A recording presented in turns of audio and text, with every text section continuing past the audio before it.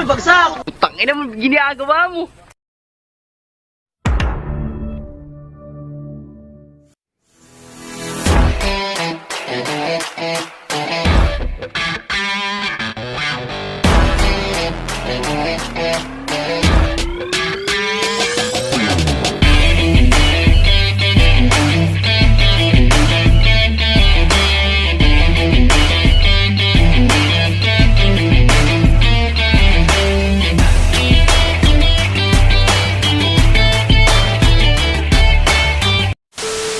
Mga tropa, at nandito na nga nagbabalik. So kung napapansin nyo mga tropa, nandito ngayon tayo sa Army Camp Trail kung saan dito kami lagi nagbabike.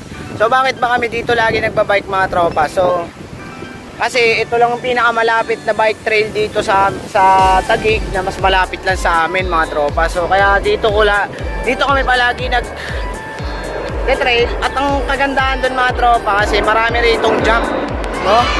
Merong beginner jump, merong intermediate jump, at meron naman ditong extreme jump. So kung beginner ka pa lang, syempre doon ka sa mga maliliit na jump. Pero kung advance ka na o magaling ka na mag-jump, syempre doon ka sa mga matataas sa jump. Tama ba? Ano nga mga tropa, na bang topic natin today? So ang topic natin today mga tropa, papakita ko sa inyo yung bike rack natin o bike ano ba tawag dito? Carrier sa motor. Ito ang maganda rito mga tropa, sa motor natin ilalagay yung bike kaysa sa sasakyan. Kasi kung wala tayong kotse, kung meron lang tayong motor, walang problema mga tropa. Kasi meron tayong magagamit na ganyang carrier. Mga tropa, bago ko sabihin kung paano ko ba nagawa yun at paano natin siya na-build ng maayos, hit mo muna yung subscribe button at click mo na yung ring bell para ma-notificate ka sa mga susunod nating video. Mga tropa, ito na nga yung bike rack natin o tinatawag nating bike carrier sa motor. So DIY lang talaga yan mga tropa kung mapapansin nyo. So itong bakal na to, nanggaling to sa bracket ng aircon. So sa mga wala pang ganito, pwede naman siyang bakal, pwede naman siyang kahoy. So mas minabuti ko ng bakal para mas matibay siya. Paano ko ba siya ginawa? Sinukat ko lang yung pinakadulo ng tinidor tsaka yung gitna ng bottom bracket. Gitna ng tinidor tsaka gitna ng bottom bracket. Doon ko lang sinukat yan mga tropa. So ganyan lang ginawa ko. Tapos ito yung iniipit doon sa pinaka frame nya. So papakita ko sa inyo kung paano ba siya ikabit o paano siya ayusin. Solid to mga tropa. Tara, kabit na natin yung bike. Siyempre mga tropa, unahin natin ikabit, siyempre yung pinaka-frame muna. Para masakto sa dito, sa dulo at saka dun sa dulo. So kailangan frame muna. Tara, kalasin natin.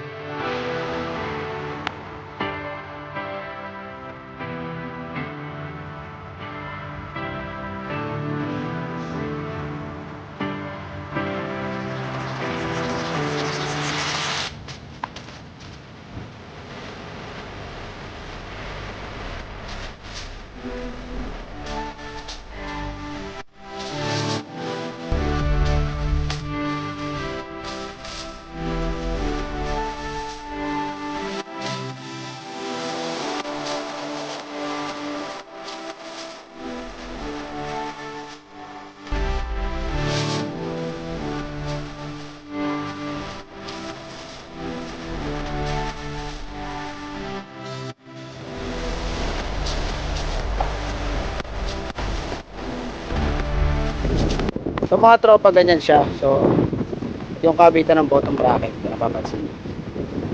Sorry, maputik eh. Nagahanan ko sa may pinakababa. Ito, yan. Hindi nakapatong yung pinakasuksukan, pinakagitna niya, yung bottom bracket. Tapos meron lang siya rito ang tornilyo. Ito. Yung tornilyo niya, pinapasok ko yung pinaka-port dyan. Para nakaipit siya, para hindi siya mag-overshoot patalikod. Yan. Diyan na yung bike carrier ko kung makikita nyo mga tropa. Diba? Solid. Tara, kabit natin.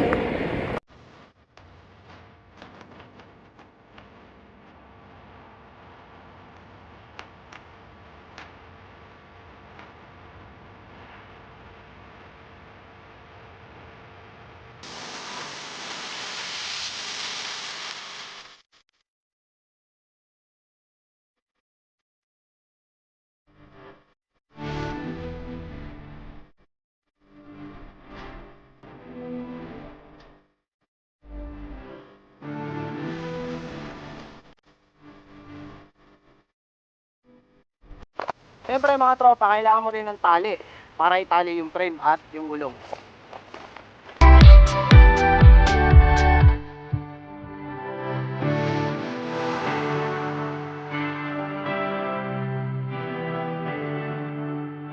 Tali mo na siya dyan sa pinagkakapitan niya sa frame.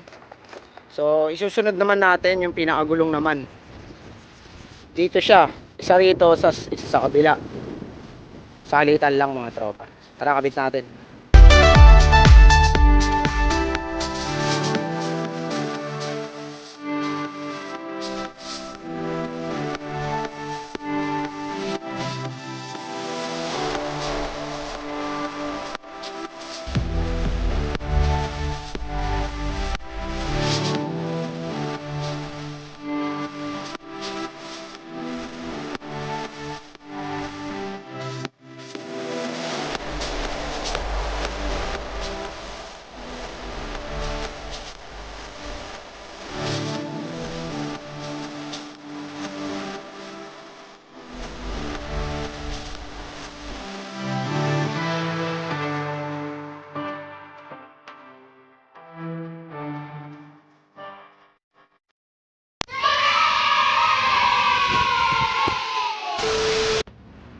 So ito na siya mga tropa, kung nakikita nyo. So nakakabit na yan. Ganyan lang siya. So ito yung sinabi ko sa inyo. Yung pinaka port niya, pinasok ko lang dun sa 2 tornilyo. Ayan. Ngayon nakahigpit na yan dyan. Hindi na siya mahuhugot. So tapos yung pinaka gulong niya naman, nakatali lang dyan sa pinakabakan. Pailalim at paangat para hindi malaglag. Ganyan lang siya mga tropa. Safe na yung bike mo, hindi na malalaglag. Solid na yan. So sa mga balak gumawa ng bike rack at bike carrier, so sundan nyo lang kung paano. Sukatin mo lang dun sa pinaka bottom bracket hanggang dun sa fork. Ganun lang kahaba yung gagawin mong bakal. Bakal man yan o kahoy, hindi pwedeng plastic. Basta pwede siyang kahoy, pwedeng bakal. So ganyan lang siya mga tropa.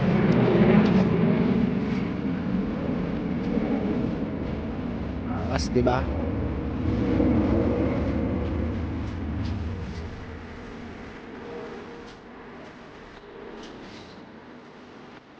Tropa, sana meron na naman kayong bagong natutunan na DIY. So sa mga magbabalak dyan gumawa, tignan nyo lang yung sinabi ko. Sukatin mo lang doon sa pinaka bottom bracket, tapos sukatin mo rito sa pinaka port. So makagawa ka na ng bike rack. So meron tayong mas maganda rito gawin. So kasi ito nagmadali lang akong gawin para upon bike. So solo ride na naman tayo ngayon kasi nga ang date natin today is January 22. So January 22, Wednesday. So upload natin tayo ngayong araw na ito mga tropa. At thank you very much sa mga tropang bikers na patuloy na sumusubscribe at sumusuporta sa ating main channel. So sana mga tropa ipagpatuloy nyo lang yung pagsuporta. Please like and share. Support tropang bikers. Bobo ka!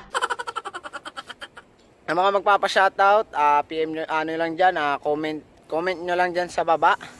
Sa mga magpapa-edit naman, nandiyan yung address ko sa baba. At sa mga gustong magpa-home service para sa tunog mayaman na edit natin, so nandiyan din sa baba yung messenger ko, pati yung cellphone number. So hanggang dito na lang mga tropa.